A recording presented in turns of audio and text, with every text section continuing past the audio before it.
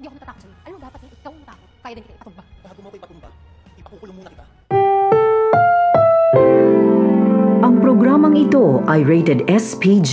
Striktong patnubay at gabay ng magulang ang kailangan. Maaaring may masiselang tema, lengguwahe, karahasan, sexual, horror o droga na hindi angkop sa mga bata. Bantay sarado nga ni Justine ang lahat ng kilos ni Dax dahil hindi niya alam kung ano ang kaya nitong gawin. Duda rin siya sa pagkatao nito at sakto namang narinig niya na pinagbantaan nito si Zoe Tanyag nang sampalin nga nito ang lalaki.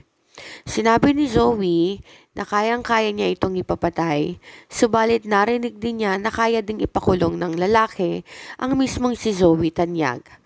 Nagulat nga siya dahil sa pag-aakala niya ay walang kinatatakutan nitong si Zoe at lahat na lamang ay kaya nitong gawin, lalong-lalo na nga ang pahirapan si Dr. Annalyn Santos.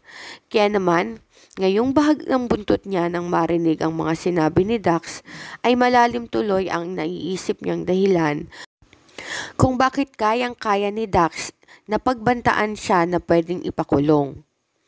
Nang marinig niya nga ito ay agad niyang kinausap si Giselle Tanyag at kahit hindi sila close ay tinawag niya pa rin itong mommy upang paniwalaan siya.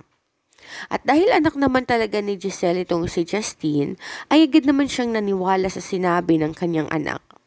Kinausap niya nga si Zoe kung ano ang kaugnayan nito sa mga kidnappers ni Don Pepe.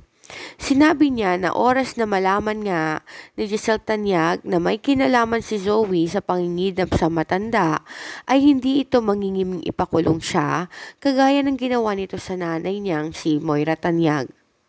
Natakot noon si Justine at nanindigan nga siya na wala siyang ginagawang kahit na ano. Sinabi niya rin na ginawa niya lang na sabihin kay Dax na ipapapatay niya ito dahil natatakot siya sa pang-i-stalk nito sa kanya. Subalit ayon kay Giselle, mag-iingat pa rin si Zoe Tanyag dahil oras na malaman niya ang lahat ay walang kamag-anak sa kanilang dalawa. Ang hindi alam noon ni Giselle Tanyag ay nababahag na nga ang buntot nitong si Zoe dahil alam niya na pwede rin siyang makulong kapag nagsalita itong si Dax. Naiisip tuloy niya na ano kaya ang gagawin niya kay Dax upang mawala na nga ito sa kanyang landas.